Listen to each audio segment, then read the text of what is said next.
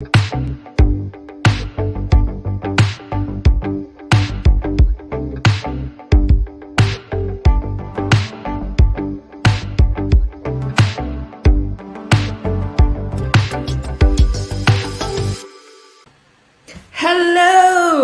and welcome to Knit Tea Live. I'm back. Carrie's back. Do do do do. If you are here now, please let me know how the audio is. Please let me know how the audio is because I can't tell because I can't hear the stream itself. But just let me know and say hi in the chat. Let me know where you are, what you're working on, all the good things. As you know, it's been a while. It's been a while since I've done a live stream, and quite frankly, I'm a little nervous. I feel totally out of practice, but I got an outline in front of me, so hopefully people come and enjoy, and we can have a great conversation today. And as always, my live streams are meant to be a conversation, whether you're watching live or on the replay. Please share your thoughts, ask questions, and let's have, a nice conversation today as we talk about making pretty things with pretty string. So yes, I guess first and foremost, I should make sure that I remember to say, please do the YouTube things. Give this video a thumbs up, like, share. If you're not subscribed already, please make sure that you subscribe and hit the notification bell. All right, got the YouTube stuff out of the way. All right, getting back into the swing of this.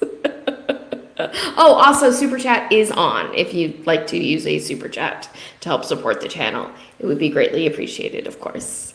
So, how's everyone doing? I think I already asked that, but I'll ask again because I'm out of practice and I haven't done this in a while. So I am here in a very white room, as you can see. Progress has been made. If you've been following my channel, I had a flood last October. I've been going through a huge renovation, that sort of thing. And honestly, we are near the tail end of it. I will have an update about all of that, but I am in my craft room. It looks very different right now because it's been renovated, almost finished, not quite, and it's very white. It is a very white room right now. It will not remain this white. I got to figure out how I want to make this background behind me look more interesting, but I still have my mannequin here. The mannequin follows me from room to room for when I'm shooting. All right, so for today on the agenda, I'm going to, sorry, I'm just noticing very few people are here right now. It's okay. It's been a really long time since I've live streamed. But for the agenda today, I'm going to share with you some whips. I have no finished objects, but I am going to share with you some whips. I'll give you a little bit of life update. I'm going to talk to you about my topic of the day, which is the independent pattern market oversaturated? Oversaturated. In short, are there just too many patterns out there to buy? What does this mean for makers? Why are we in this state? And why I even want to talk about this. And then we'll end with some fun. I've got some squishy mail to unpack to show you, and a couple of little things I thought I'd show you that I've gotten over the last couple of months. But let's actually start with a little bit of life update and why it has been so long since I have live streamed. In short, this spring has been a time in my life, and not in the Dirty Dancing sort of way. I think it's actually been since, I think my last live stream was in March. And in April, my husband got a job out of town in Northern California for 3 weeks. So I was solo parenting for 3 weeks. Maybe I have live streamed since then. I honestly can't remember, and I didn't look it up before starting this live stream. But regardless, that it still plays into one of the reasons why I haven't live streamed so long and why my channel hasn't been as active, which is just that my husband went out of town for 3 weeks. I was solo parenting my little one during that time, and there was no time for YouTube. Oh, and I started a new paying gig. Well, a new old paying gig. I restarted at the show that I worked on last year, You, Me, and My Ex. We started back up the Monday that my husband was out of town. So, between work, my husband's work, it was just like no time for YouTube in the month of April. Like none. My husband got back and we got to a stage in our renovation where we had to actually move sides of the house. We had been living basically in my daughter's room, sleeping in there and using the guest bathroom. And they finished the master bedroom work and some other areas of the house. So we had to switch sides. We had to move back into my master bedroom, move everything out from the guest room side of the house, all of that out. We lost a whole bunch of storage, and that was like 2 weekends gone. 2 weekends just out of my life gone. But it seemed like, okay. And at that point, it was May. It seemed like I was going to start getting back into the swing of things. And then we had some very sad family news that really was very unexpected. And I've kind of debated how much I wanted to share with this, but it actually pertains to one of the whips that I'm going to show you today. So what happened is my mother-in-law passed away suddenly and unexpectedly. And it's not something I've wanted to talk a whole lot about for a myriad of reasons. Part of it's just me processing my own grief, as well as, mostly supporting my husband because he lost his mother. And but also I was very close to my mother-in-law. We really bonded actually over making things, over crafting. She was a knitter, although that wasn't her primary craft. Her primary craft was seed beading. And just very early on, from the first time we met, that was the thing we bonded over, was crafting and making things. And, she was just an amazing woman. So kind, so generous. Like you couldn't ask for a better mother-in-law. You just couldn't ask for a better mother-in-law. And so, yeah, been recovering from all of that. So it's been a time this past spring, but we're now into summer, and I'm hoping to get back into the YouTube swing of things. But it's probably going to be a little slowed down as I'm juggling family, life, paying gig. So, if you stuck with me this far along in like my YouTube life, I hope that you'll stick with me through the summer and fall. And, thank you so much for sticking around. I really appreciate you. I really, really do. So that's why it's been a while since I've had a live stream. Oh, thank you, UF. Thank you so much. I appreciate that. So yeah, it's been a time, but I was just about to say, but knitting has been there for me. But if you want to know the God's honest truth, and I always try to be honest with all y'all, the real truth is, all of the things that have kind of gone on the past couple of months, I do feel like I've lost a little bit of my knitting mojo.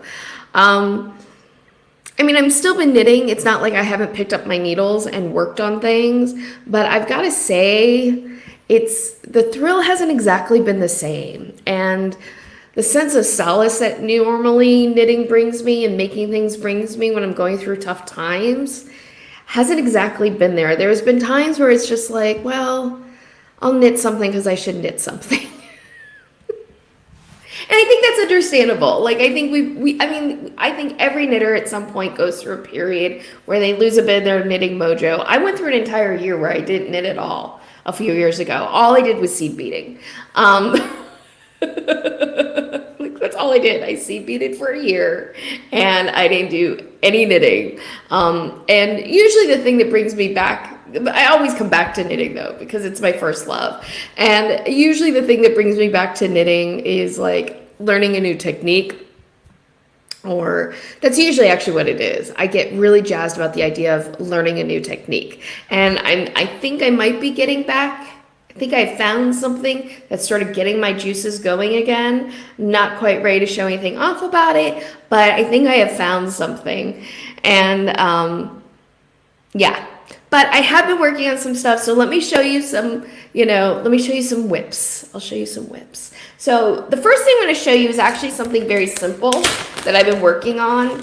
Kind of like just one of those mindless projects. This is like a really good, let's see if I can get this out. Here we go. I might have shown this off before. I honestly can't remember. If I've shown this before.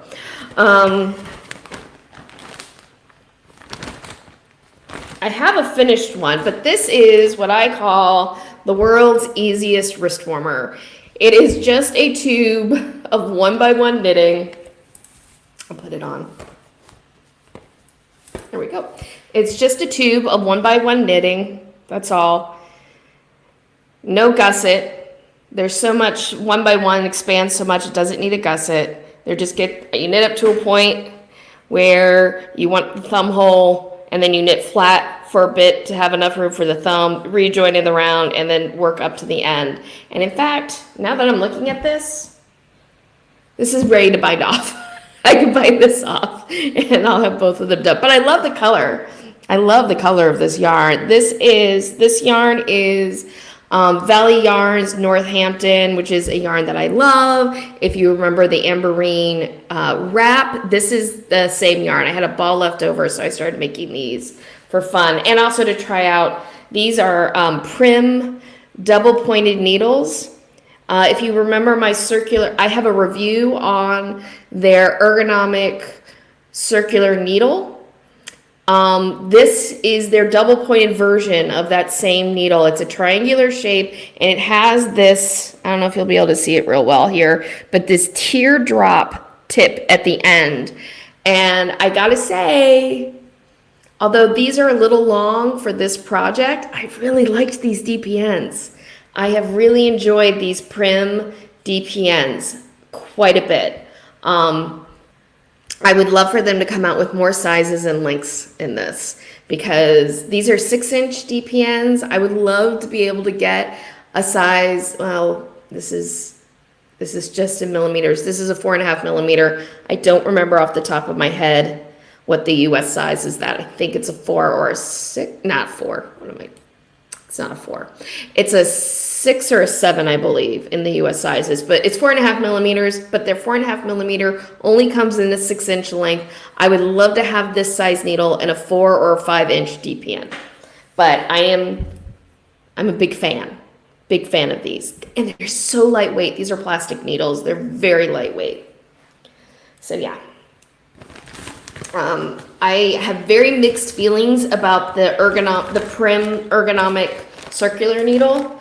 I love the needle tip. I love the cable. I don't love the join. If they could perfect that join, that needle would be like a blockbuster needle, in my opinion. But anyway, but I do really enjoy the DPNs. So there's that project. Then I have progress. You may remember this project from my Angora video, which was a collaboration I did with a bunch of other fiber YouTube channels. And I have started it. This is the Half Hap Fade shawl by Lavish Design. I will make sure I put a link to this pattern down in the description box. I want to make sure I'm showing the right side. But this, I've made progress. It starts with this center triangle, which I have finished. And I'm now working the first, or I should say the second lace pattern in this. This is constructed with a series of different lace patterns, and this is the next one in it. So I have one more repeat to finish of this lace section before I start the next section. But I really have enjoyed this quite a bit. You can see my lifeline in there. See that string? That's a lifeline in case I make a mistake. I have really enjoyed working this project. I've actually been using some technology for the pattern reading. I have given a go to Knit Companion on my phone, And I'll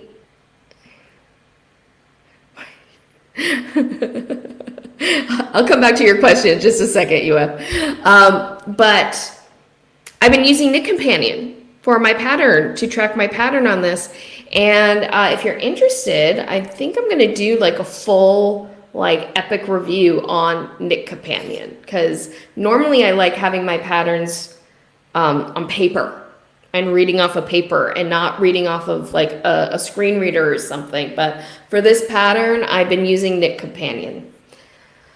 And it's been an interesting experience. I definitely am having some thoughts as I use it. So let me know down in the comments or right now if you're interested in me doing like an epic review of Knit Companion. If you don't know what Knit Companion is, it's an app for your iPhone, Android. I think it's also available on Kindle. I gotta double check on that.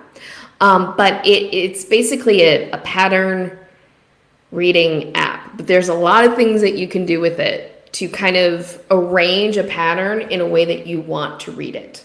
And by pattern, I'm not talking about like a pattern like this. I'm talking about like the actual written instructions. There's a lot of things that you can do to sort of personalize the setup of that written pattern to how you want to work.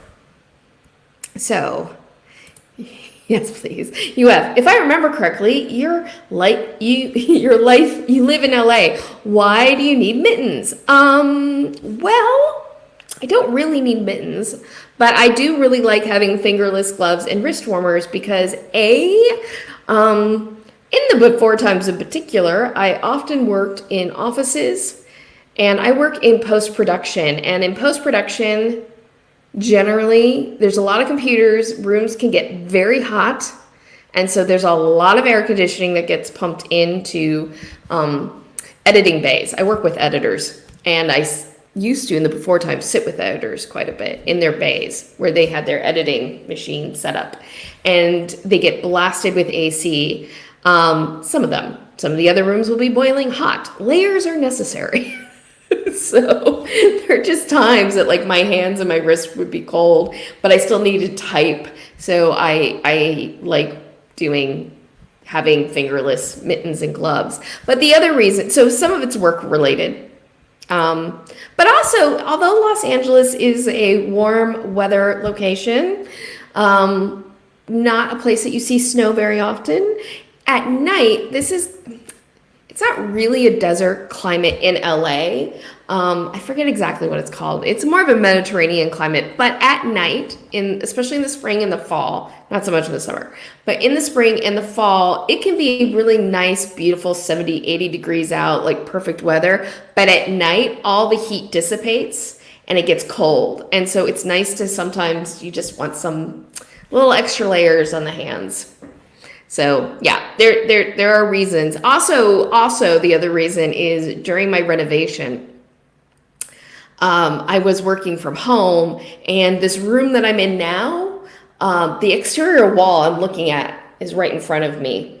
And for about 8 months, like 2 feet of the wall and insulation was gone. So this room would get quite cold.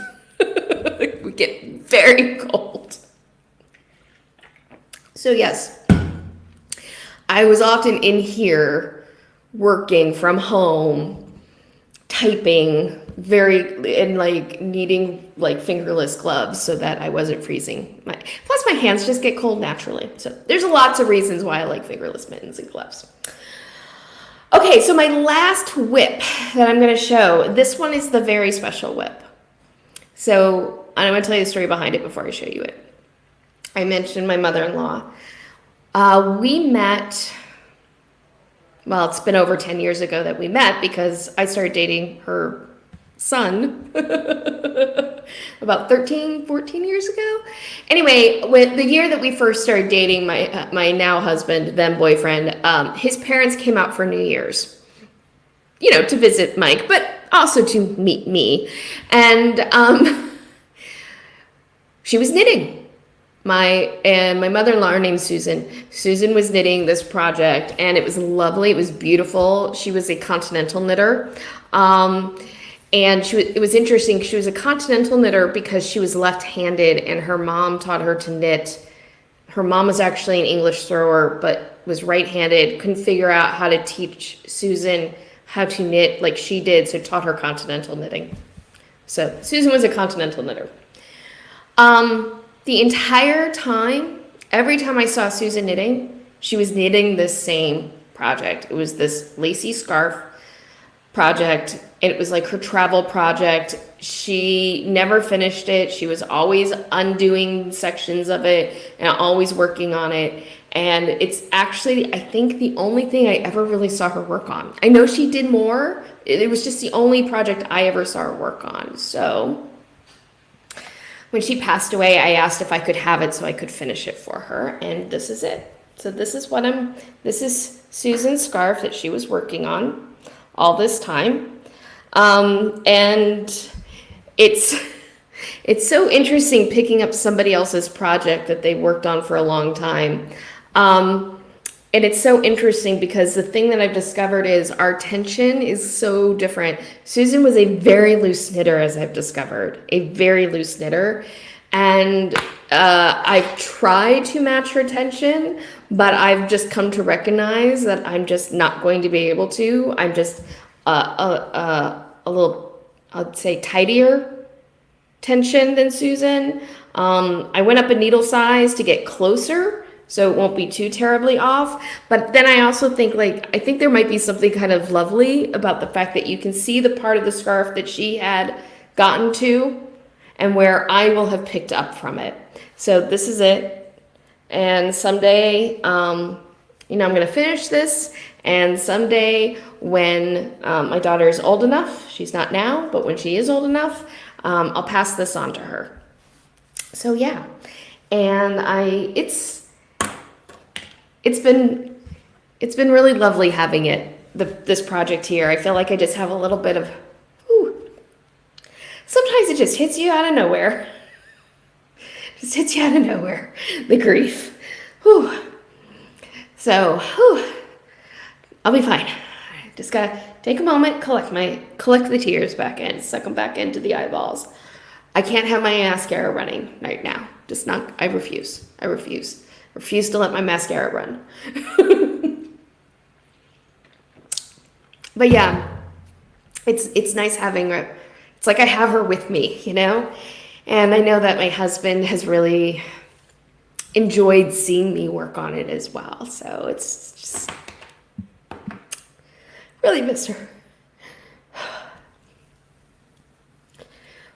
Sorry.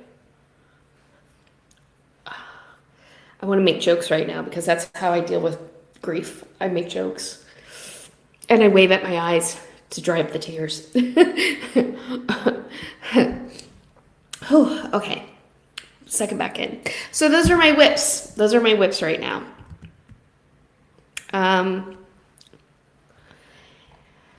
Oh, man, I miss her. Alrighty, I want to make sure. Maybe I got that. I already did that. But yes. Oh, by the way, I do want to say it hasn't all been. If I haven't already said it, I do want to say that not everything has been rough. Spring has been something. These are really. The last 6 years have been interesting times, but I just want to say not everything is rough right now. Not everything. My house. I am back in my craft room, and most 90% of my house is finished. Yay. So excited. My craft room is available to me now. I still have to. The things that we still have on the big things we have left to do in the house is we're putting in some wallpaper in a powder room. I'm so excited for this powder room wallpaper. I will plaster you all with photos of it. I'm so excited for it. The other thing, we're gonna put a little wallpaper in my bedroom, my master bedroom as well. But the closets are not done. Like right now, I look over this direction where my closet should be, and it's just an alcove that I'm looking at. It sounds so privileged. It is incredibly, excuse me, burp club. It is incredibly privileged what I'm about to say, but for various reasons, a lot of them actually driven by supply chain problems, we ended up deciding to do custom closets. That was not the original plan, or the original plan was to do IKEA, but for various reasons and factors that ended up coming up, we ended up going in a different direction. And so we have a whole drawer storage thing that's going to happen in my closet. I am so excited for it when it comes in. But it's not there yet. It's an alcove right now. I have no closets. I have closets. I have some closet doors. I have no shelves. I have no rods. It's all coming. By the end of 2022, the interior of my house will be finished. I cannot wait for that moment to happen. But when my craft room is complete and I have it arranged, I'm going to give you all a tour, okay? Cross my heart. So that is good news. My house is in really good shape. I have like 3 functioning bathrooms minus a couple of faucets. Oh my God, guys. Have any of you gone through a home renovation? Have any of you?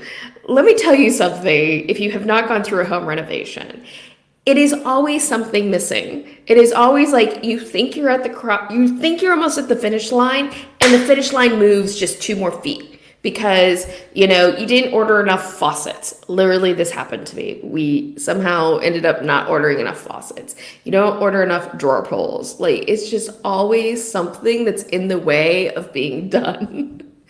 It's unreal. It's unreal. Unfreaking real. I won't bore you with all the home renovation like craziness that has gone on. Let's get to the topic of the day. Let's switch. Unless anyone has any questions or comments, as always, this is again meant to be a conversation. So if you have any questions, comments, anything at all, please let me know. If you have questions about anything, you can ask me anything. It doesn't have to be on topic. Ask me anything you like. I'm an open book, clearly. I'm like sitting here tearing up on Livestream. So topic of the day. So what is the topic of the day? Topic of the day, as I said earlier, but if you're just now joining and don't know, is the independent pattern market oversaturated? I'm going to tell you my answer right now, which is yes. Yes. Yes. Yes, I personally think that the independent pattern market is oversaturated. Maybe not with Tunisian crochet. There's not enough Tunisian crochet patterns out there, frankly. But for knitting, definitely oversaturated. With crochet, probably oversaturated as well. But the reason this topic sprang to mind, and it's been one that I've actually wanted to talk about with you guys for a couple of months. And the reason it sort of came up for me is because on the various socials, there have been this topic has been springing up here or there over and over again, which is about how patterns are priced. Are they undervalued? Are they overvalued? There's been a lot actually about patterns lately that I feel like how they're test knitted.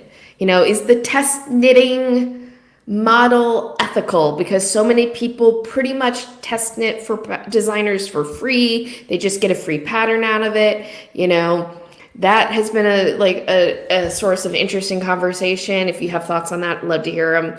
It's a little tangential to the main topic today, but that's okay. We can go off in any direction we want. That's the fun of live stream. But, are tech edited patterns worth it? Have we been sold a bill of goods when it comes to the importance of test knitting and tech ed? Anyway, all these things have come up around patterns and basically their value of them. And it just got me thinking that I look at the whole situation just in terms of the value of patterns.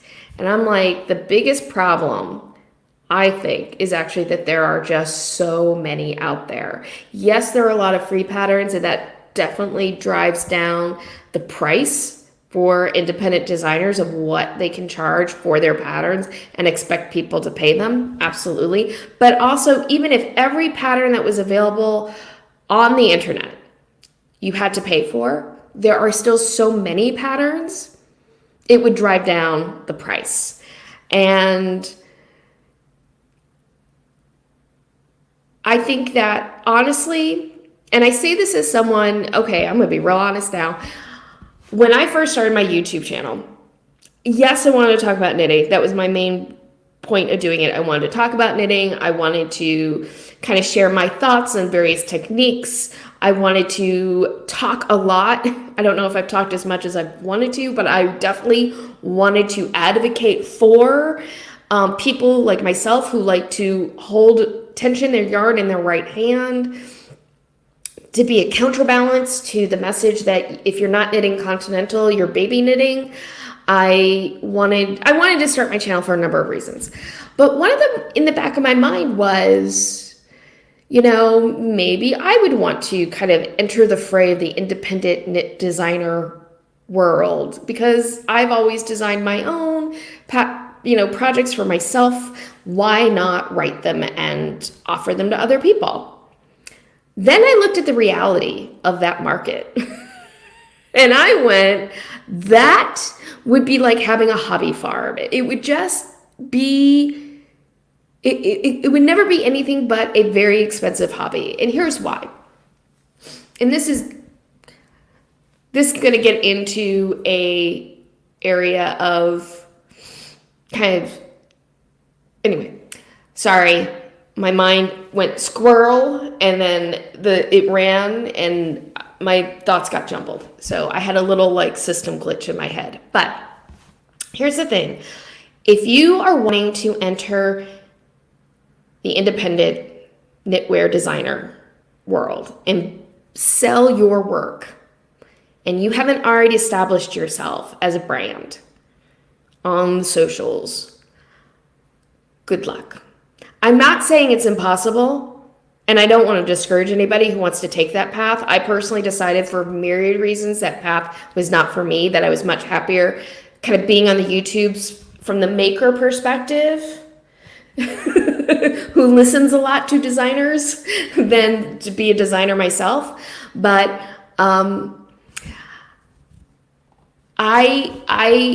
So I don't want to discourage anybody who wants to try it and be in that world, but I also think you have to be realistic and understand that trying to break into the world now is a very steep climb with a lot of barriers. Like barriers, and not even gatekeeping barriers, just logistical barriers, because in order to put out a pattern, well, ideally, you have to put in an investment in terms of the design itself. So you have to invest in yarn, you have to invest in the time and the energy to test knit that, to do your swatches and develop the pattern. Then there is the time and energy that goes into actually writing the pattern, because this is one of the weird, well, I should say weird. This is one of the really interesting thing about knit and crochet design. In the sewing world, someone can design a pattern and then a pattern maker actually creates the pattern itself, right? In knitwear, the designer designs the pattern, then they sit down and they write the pattern. And designing something and writing something are actually two different skills.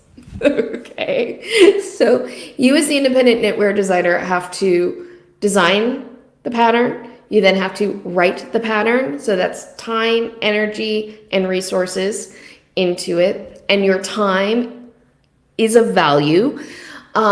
Then ideally you get the pattern tech edited. That's a cost. Ideally, hopefully you're able to do a test knit. Now, you may not have to pay test knitters for that. A lot of people volunteer basically to do it on a barter system, and the ethics of that could be debated. But then, then you have to lay out your pattern, hopefully in a way that is easy to read for us makers. You have to get photos of your pattern, and those photos are really important because those photos are going to be your number one marketing. So there's cost there in terms of getting your photos taken, and then photoshopping them, publishing the pattern. Then there's the whole aspect of just deciding how you're going to sell your patterns, right? Because unless you're able to get a magazine or really a magazine to buy your pattern to publish it, right? Which you're not going to get a lot of money out of that either. But assuming you're going to self-publish your patterns, where are you going to sell them? Ravelry, it's almost like necessary that you be present on Ravelry in some ways, but Ravelry is kind of a mess. It just is. And it's a huge number of patterns that are on Ravelry, and it's really hard for your patterns to stand out. You can go Etsy, but Etsy fees are astronomical now. Etsy fees are out of control, frankly, in my opinion. I think they're out of control. I very briefly had an Etsy shop when I was selling masks at the beginning of the panini, and they've gone up since then. So Etsy fees are really high. You can go the route of trying to sell your patterns on your own personal website or through PayHip, but then you are going to have to drive all of your own traffic to those websites. But then truthfully, even if you're on Ravelry or Etsy, you still need to drive your own traffic. Like, you still have to be your own marketing department. So does this sound like a lot? Does it sound really intimidating? Yeah, because it is a lot. And this is why it is true that patterns, $5 a pattern, you're going to have to sell hundreds, if not thousands of patterns to even break even, if you're trying to get into independent knitwear design. And again, I don't say all of this to discourage anyone, although I'm sure this sounds very discouraging. I only say this just to say that it has become extremely difficult, of very high barriers in order to kind of successfully self-publish your knit designs. And I really sympathize with designers right now, especially when somebody on social media comes on and complains that $5 a pattern is too high a price. It's like, even for the most basic pattern, like my glove that I was showing earlier, that's now on the floor, so I'm not reaching down to get it. Even the most basic pattern is still work for the designer to write and to publish and to market. A free pattern to you is not free for the designer. It's just not.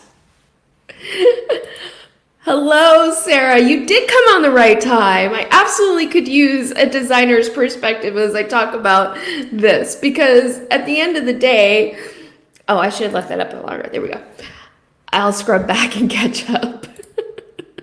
It's like, sorry I'm a bit late, but it looks like I came in at the right time. But I just been going off on like the high barrier of trying to enter into the world of independent knit and crochet design. And then I look at it from my perspective of being a maker, and I look at all the patterns that are out there, and I'm just like, there's so many beautiful patterns, and at the same time, I am starting to feel like it's too many. I see a lot of patterns where I'm like, how is this special? How is this different? But even more difficult is, no worries, Sarah. Oh, take your time. I'll be here for a little bit. But from my perspective as a maker, I lost my train of thought. From my perspective as a maker, I look at a lot of this with knit designs, and there's so many out there, and one of the hardest things is, unless I'm buying a pattern that's either been recommended to me by someone I trust, or I've worked a pattern from that designer before, going in to pay for a pattern can be a bit of a crapshoot because you might look at the pictures and go, wow, that looks really pretty, right? But are the pictures hiding flaws in the design? Or is the design really beautiful, but is it poorly written? You know, you can't know until you actually purchase the pattern. And that is sort of the thing about it for me is like I start to look at it and I'm like, ooh, I really like this pattern. It's really pretty in the picture, but I'm a little nervous to buy it because am I going to be ticked off because the pattern's not well written? Like I would say in the last year, I'm not going to name names because I don't want to, because I do really feel for designers. But I've had 2 patterns where I've sat there and I'm going, maybe I regret this. One pattern, I finished the project. It was really lovely. But there were some major design flaws, like not just typos. Like if I get a pattern and there's a little bit of math that's off, or, you know, there's a typo, even if it's been tech edited, like that's human nature. That's why errata exists. Even the most well-reviewed, well-edited pattern can still have some errors in it. Like I said, that's why there's errata. That's not, to me, the sign that it's a bad, poorly written pattern. It's more that this design, like structurally, was such a fundamental flaw in how it was written that it literally did not make sense. Like, if you follow the directions exactly, you would not get the result of the photo. And this pattern, I was assured, was test edited and tech edited, or test knitted and tech edited. And I'm sitting there going, how? By whom? Because I was like, I almost wanted to say to the designer, like, honey, you should get a refund from the tech editor if they didn't catch this. And how am I the first person catching this? That doesn't even make sense. The other pattern, I don't regret buying it. It's just, and this isn't an issue in terms of how it's written. It's an issue of how it's been laid out. And involves a very long color work chart. And the color work chart is the way it's laid out is so long, it's impractical. It's almost impractical for me to print it out and have it on paper in my, like, you know, my chart minder holder thing, the way I would ideally like.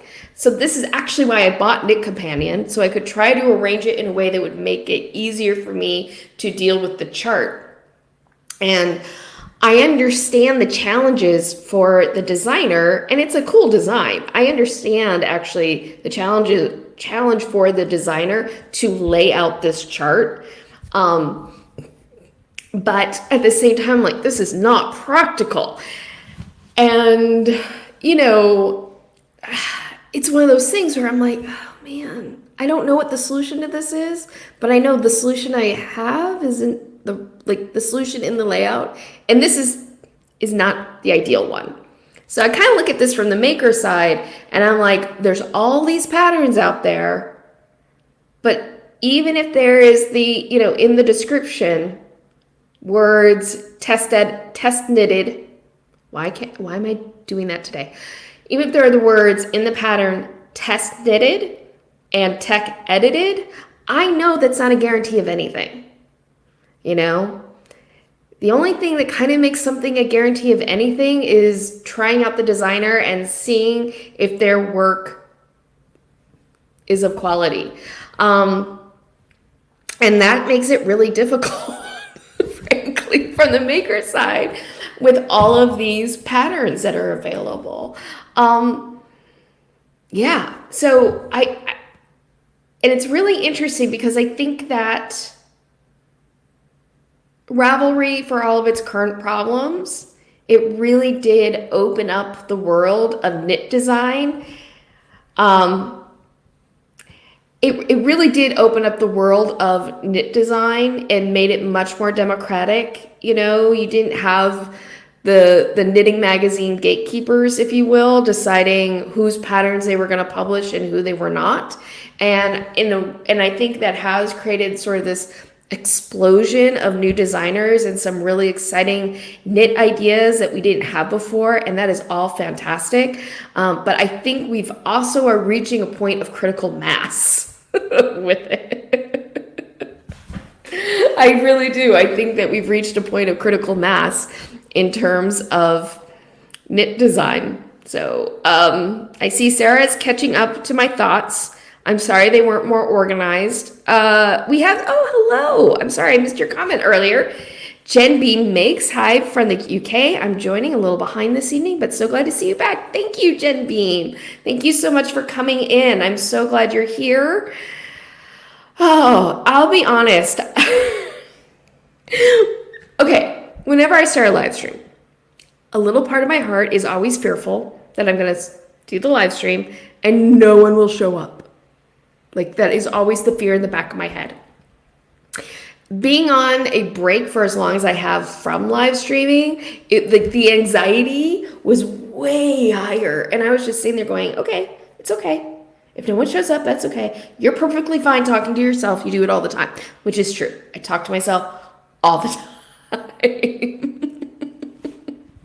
But I'm really glad you all are here and have made it. I really appreciate it. I love the support. Thank you so much. But I would love to hear your thoughts on the knitwear pattern making world. Do you think that the market is oversaturated? And oh, by the way, in terms of the market being oversaturated, I think that creates a lot of market pressure on designers as well, because it's just going to drive down the prices of patterns. I mean, it just is. Like, there's almost no way around it, because yes, it would be great if pattern designers collectively were like, we're not going to undercut each other by lowballing our pattern prices, but it's just not realistic. There's always going to be someone who's like, ooh, I can sell a few more patterns if I price it $1 less. And then it devalues everybody's patterns. Plus, you're competing with free patterns. Now, in terms of the free market world, and not free market, in terms of the no-cost pattern world, oh, man. You know, a lot of times you get what you pay for. Not always. And by the way, most designers do offer like a free sample pattern. And if you are interested in a designer and you're not sure if you want to commit to buying another pattern, it's always worth, I think, downloading one of their free patterns and taking a look at it, even if you don't want to make it. But you can get a really good idea of how well their patterns are written, or even if they're just written in a way that suits you. Because this is the other thing, right?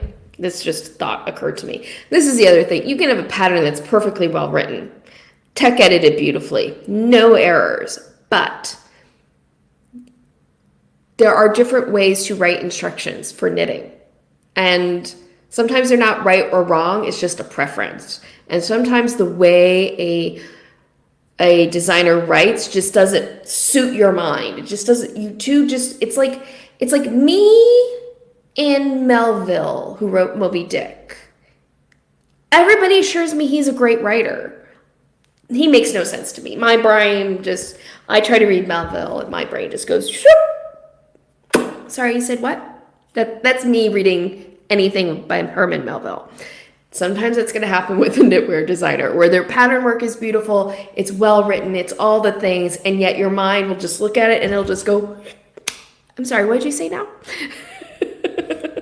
Sarah, it's very challenging to be a designer right now. I do think it's really hard to break in, and you won't make money just from pattern sales. You really won't. It's just a reality. And this was something actually a couple of years ago now.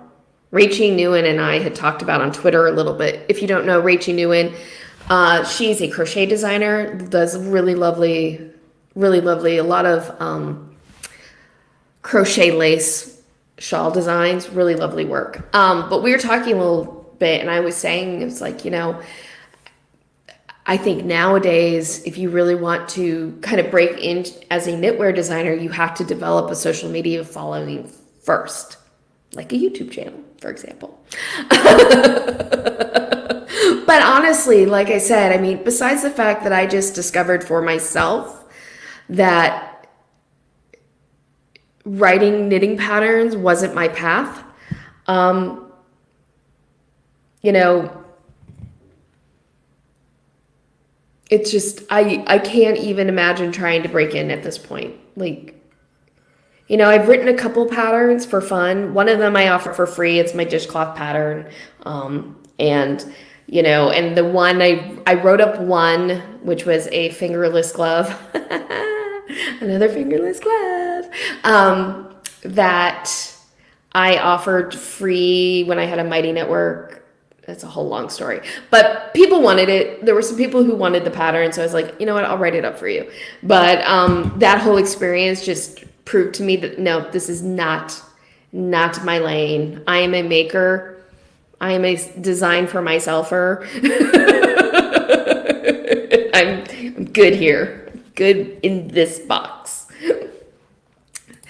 Oh, Sarah. Yes, sometimes you get structural part of the design where it's really challenging to make it in the design. Sometimes just you end up with giant charts or awkwardly worded instructions. Yes. And it's a challenge. Like, now mind you, I'm going back to, well, technically another century, but in high school, I was in high school in the 90s, okay? In high school, I was co-editor-in-chief of my high school newspaper, but my main job was actually layout. That's what I did. I laid out the newspaper. I did other things, but that was my main responsibility. And it is not easy. Layout is not an easy thing to do. And laying out charts sometimes is really tricky to do it in a way that's efficient and succinct. Let's see, Sarah. I have you in my calendar. I was visiting with... Oh, you don't need to explain, Sarah, but I appreciate. You know what, Sarah? Let me know if you're ever interested in actually coming onto my live stream, because I would love to have you on and chat. So let me know if you're ever interested in that. So yeah, that's all I kind of have to say about the pattern making. I don't know where it's all going to go. I don't think necessarily there's going to be a collapse in the knitwear design, but I think that it is just harder and harder for somebody to break through. You're going to have, I think, fewer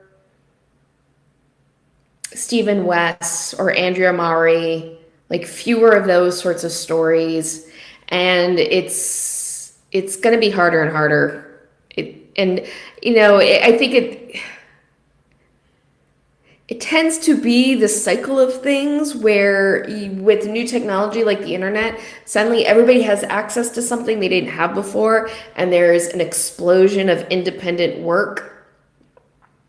But then there's so much that the area becomes oversaturated, and you start getting consolidation, and you start getting just one or two really big voices in the room. And, it becomes harder and harder for sort of the independent, smaller voice to come through. And that's what I kind of foresee for the independent knit market. And I think the real shame of this, and this is actually something that, oh shoot, I'm blanking on her real name, Media Peruna, she's talked about, which is one of the things about this in terms of the barriers of independent knit designers being able to have a career doing this is that then becomes the domain of very privileged people who have the resources to lose money at it, if that makes sense. Like, if I didn't have to, for example, if I didn't have to work a full-time job, and by the way, my full-time job is 10, 12-hour days, but if I didn't have to work a full-time job and I could dedicate more time and resources to my YouTube channel, it would make a difference in terms of the growth of my channel. but I'm not in that position. Somebody who has more, resources, who maybe doesn't have to work so much, are going to be able to put in more resources to build up something. And that's just reality. But it does create this problem where, a lot of voices don't end up getting heard. I don't know what my full point of all that was, but I am starring that. Okay, so Sarah, just so you know, I will DM you about figuring out a time that we can live stream together. I'll DM you about that. Heart yarn, yes.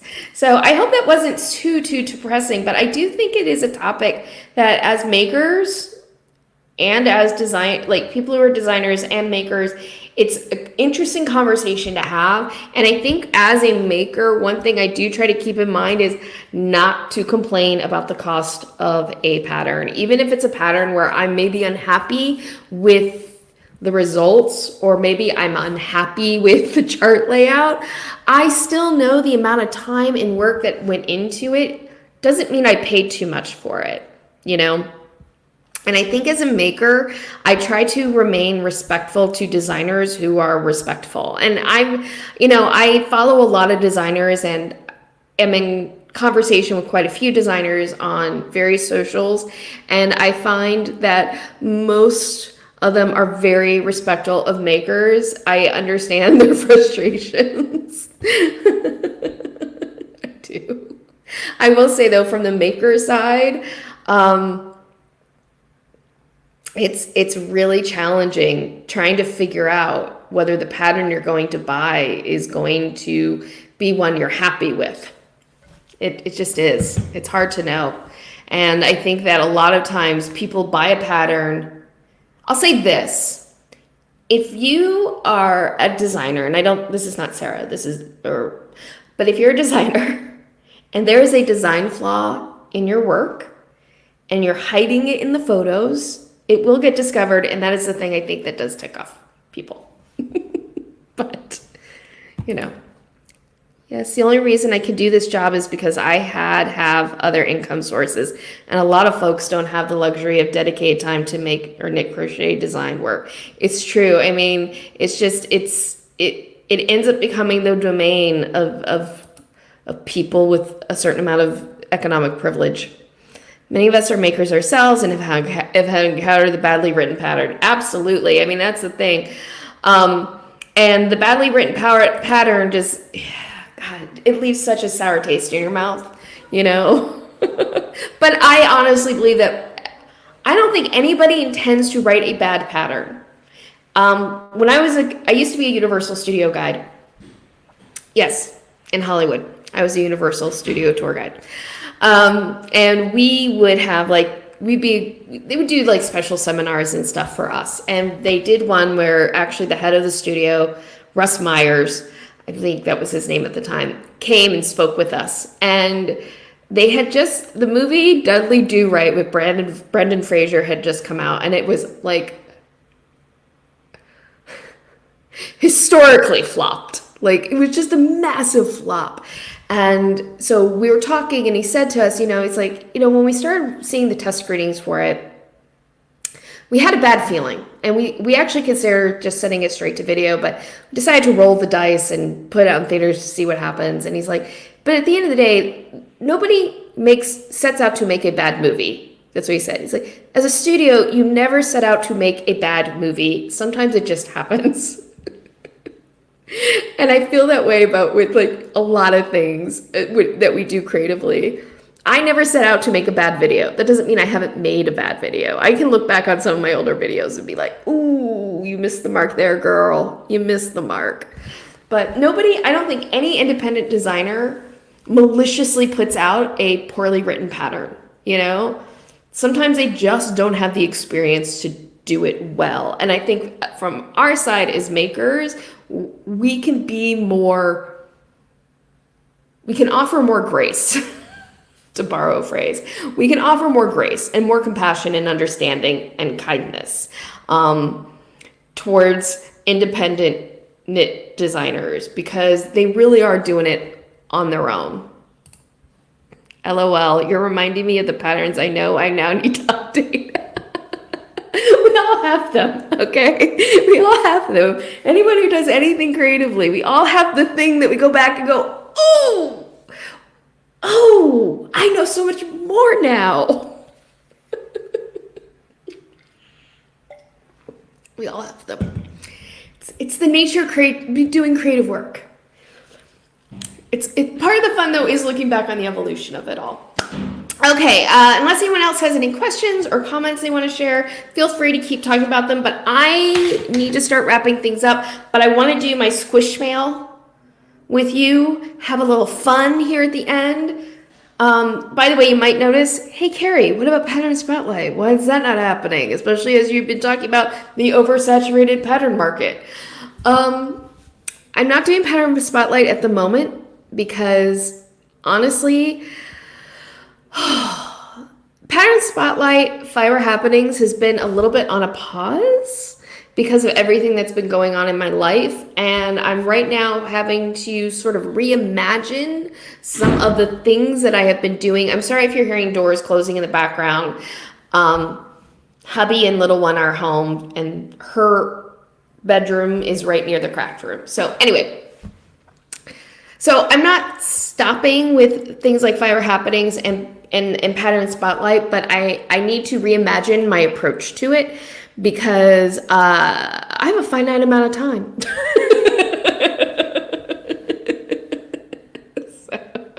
I have a finite amount of time.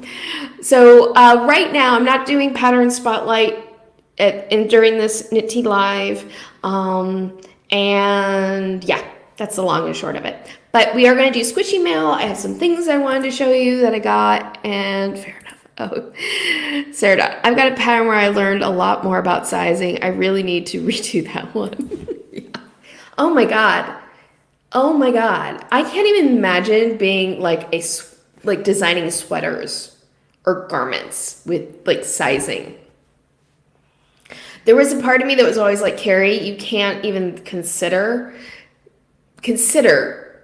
trying to be a knitwear designer if you're not willing to write a sweater pattern. And I was like, I don't think I ever would have the skills for that. But anyway, I digress. Let's get to the squishy mail. So, squishy mail. I haven't opened this. I've been waiting to open this till my next live stream. It has actually been sitting, waiting, unopened. This is from Webs. I got this yarn in a sale a while ago. I don't remember. I think it's just yarn, but I honestly don't remember everything. Oh my God, is this the one? Okay, got it open. It's like, is this the one time I didn't bring scissors and I knit them? Ooh. So excited. Okay, so, oh my God, I'm so excited. All right, so this is the yarn I got. This was on sale. And I think it was also, it was on sale and clearance, I'm pretty sure. But this is Cloudborn Highland Twist fingering yarn. This is in Stormy. And this is in Shield Heather. Guys. Oh, this, I don't know if you can see all the heather, but this is a heathered tan brown yarn. Look how gorgeous that is. Oh my God. It's so squishy. Not a lot of smell, but oh, so gorgeous. But this is Highland fingering yarn. And this is the blue. This is a solid. So gorgeous. So gorgeous. Look how gorgeous that is. So pretty. So why did I get this yarn? I got this yarn because actually a couple years ago, during Fasten Off Yarn Along 2021, not 2020, the first Fasten Off Yarn Along, I won a pattern. And I chose to get this in the round sweater. So I bought this yarn. Hi, honey, not now. I'm live streaming. Baby, bye, Mama. Bye, love. What are you doing with her hair? What am I doing with her hair? Come on, Sue. Okay, I love you. Love you. All right, swim safe. Okay, close the door. Thanks. Meant to lock the door.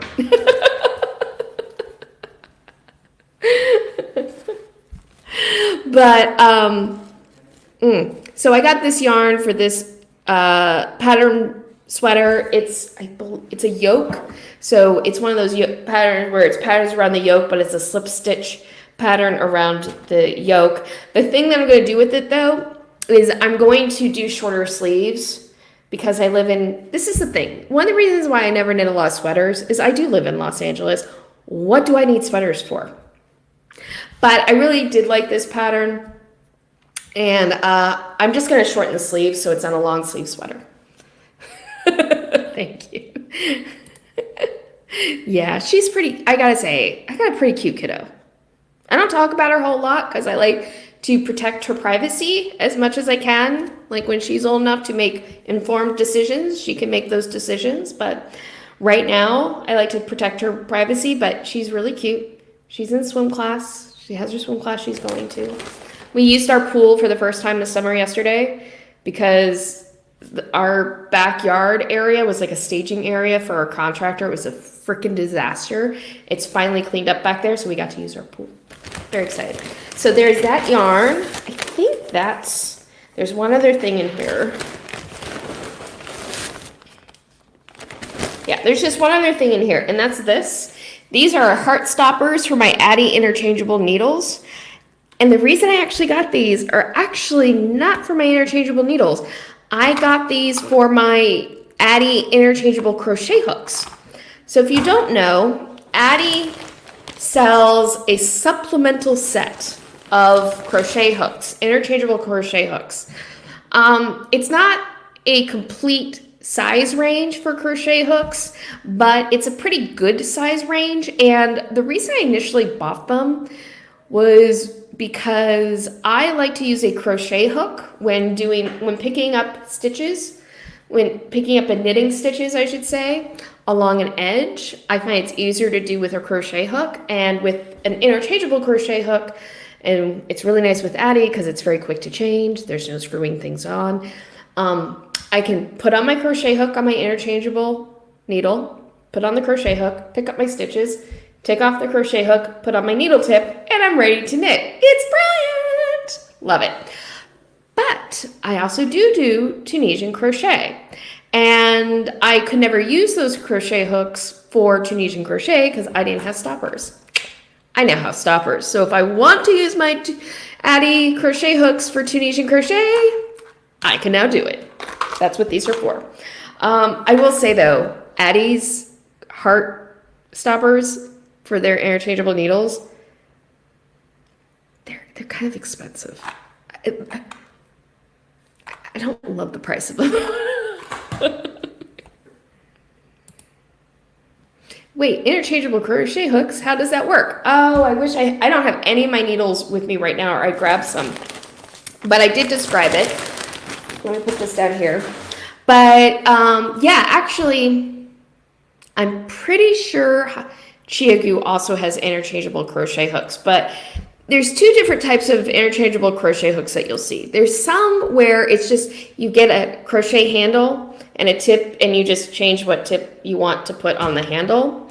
But there are interchangeable crochet hooks that are really designed for Tunisian crochet. And so Knit Picks has a set of them. I used to recommend them. I no longer do because my set, the metal cap on the end, started coming off, and I've had to repair two of them with epoxy, so I don't recommend them anymore. But that being said, Knit Picks has them. Knitter's Pride has a set, because of course they do, because almost anything Knitter's Pride has, Knit Picks will have. I'm pretty sure Chiagu has a full set of crochet sizes, by the way. And yeah, they just attach to a interchangeable cable. You put a stopper on the end, and then you have a Tunisian crochet hook with a flexible cable, which is really helpful. And oh, Denise interchangeables. Denise has a set of interchangeable crochet hooks as well. And those are the ones I actually really want to try out. because even though the Denise interchangeable needles aren't my favorite, I actually think that their cord would be really good for Tunisian crochet. So anyway. So something else a little fun. Last week at Joann's, they were having this big like clearance sale. Not even clearance sale. They were just having a big summer sale. So I went, I got myself a new pair of embroidery scissors, like the ones that are shaped like a stork. I've always wanted a pair of them. I finally got them because I am a child. And because I am a child, well, I did need new embroidery scissors. But also because I can be a child, I got these. I got thread to make bracelets, friendship bracelets. I saw this and my like 13-year-old inner child came out and said, "Ooh, you always wanted those kits when you were like in middle school and making all the friendship bracelets so that you could try to be cool because I was never cool. So I got this. I'm hoping to entice my 5-year-old into getting into friendship bracelets. We'll see. It sent me, Sarah, you have now sent me down a new internet search. Thank you. I did not know this was a thing. It's totally a thing. And yes, they are totally a thing, and they are very useful for knitting as well. For, like I said, if you have to pick up stitches, doing it with a crochet hook is so much easier. So much easier when you have to pick up a knit to use a crochet hook. The only thing about using a crochet hook, by the way, if you do the pick up a knit with a crochet hook, the only thing about it is when you do it, the right leg will end up on the back of the needle in the Easter mounted stitch. So when you knit your next first row, you are going to want to knit through the back leg. That's the only warning I have. And what's this? Is this a wand? No, this is my new nostipin. I don't know if I'm saying that right, because this is one of those words I only know from reading. So if I'm pronouncing it incorrectly, please be kind. But this is my nostipin. I love it. I got this on Etsy. I will leave a link. After the live stream, I'll put a link in the description to where I got this. But it's technically not a nostipin. This was recycled from a weaving machine, some kind of fiber making machine. I can't remember exactly which one, but I love the look of it. I now have my own little wooden nostipin, and I have really enjoyed this. I have been working on a dish towel. I have a couple of posts about it, and I ended up frogging back, well, all of it, frankly. And I used my nostipin as I was frogging back to wind my yarn back up into a usable ball as I frog back. And it was so much better than what I normally do, because before this, what I would usually do when I was frogging back a huge amount of work, and I wasn't using a ball winder to do it, was I would just pull the yarn out like this and let the yarn fly and land as it may, and then I'd end up with a mass of knotted up yarn. So then I would spend a good amount of time unknotting and reorganizing my yarn. Such foolishness on my part. Such foolishness when I could have just had this all along. This is magic. I love it. So yes, I love this. Love this. Really love this. If you want a video about using a nostipin, let me know. Okay, so that, I think, is everything. I think my last 2 live streams were like 2 hours long, and this one is going to come in at under an hour 30, so yay for me, I guess. So, thank you so much. I'm going to wrap things up now. And yeah, so what's coming up? Okay, so we'll see if I have a video upload next Friday. I have a video shot. It's just going to be a matter of whether I can get it edited in time and uploaded. But my next video is going to be about, mistakes that every knitter makes, how to avoid them, and what to do when you can't. Because because they're mistakes we all make. So we try to avoid them, but sometimes we can't. So that's going to be my next video. Hopefully it's up next Friday. If not, it will definitely be up the Friday after. If it's not up next Friday, maybe I'll do another Knit Tea Live. Maybe we'll get back into that rhythm of me alternating weekends of Knit Tea Live with weeks of uploads. We'll see. Honestly, in terms of the future of my channel right now, I am trying to take a flexible attitude with it. I am about 20 subs away from hitting 2,000. Yay! I'm very excited about that. I would love to hit, I'm going to hit 2,000 before the end of the year. I would love to get to 2,500 before the end of the year. That would be amazeballs. I originally was hoping to get to 3,000 this year, but I just don't think it's going to happen because I just haven't been able to be on consistently enough, and the YouTube algorithm is not happy with me because of it. But hey, I got work, I got life, things happened this year. But I'm not giving up on my YouTube channel. So yes, so I'm trying to be kind to myself and a little bit more flexible in terms of my upload. I want to try to be consistent and at least get 2 videos up a month. If there's any type of video that you would like to see from me, a question about a technique, anything at all, please let me know. I am always looking for ideas of what it is that you would like to see from me. So yes. But my next video is going to be about mistakes every knitter makes, and then we'll see what the next one after that is about. But I'm not giving up on my YouTube channel. That is going. We're going to keep going. And again, as always, I am just so appreciative to all of you who have supported me all this time and continue to support me and show up. And I so appreciate all of y'all. Truly, truly from the depths of my heart. Let's see.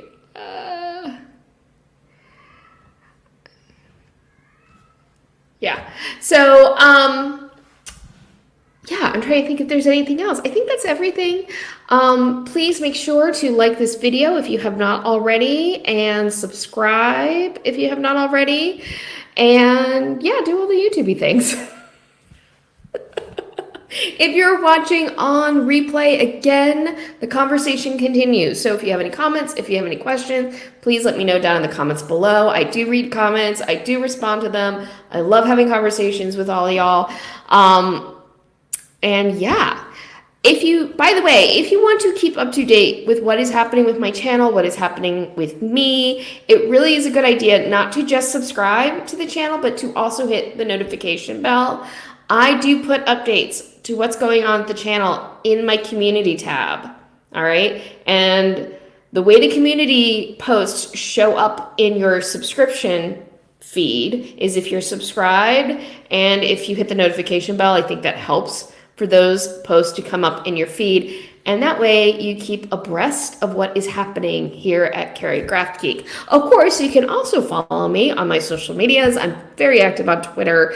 I am also on Instagram. So if you follow me there, not only will you keep up to date on my channel, you'll just get to hear a whole lot more from me and my opinions about all sorts of things. Oh, thank you, Sarah. Thank you so much. I really appreciate that. I really do. So yeah, I think that is it for me today. I hope that you enjoy the rest of your Sunday. You have a great evening. I hope you have a wonderful week ahead. And as always, happy health and happy making. Bye.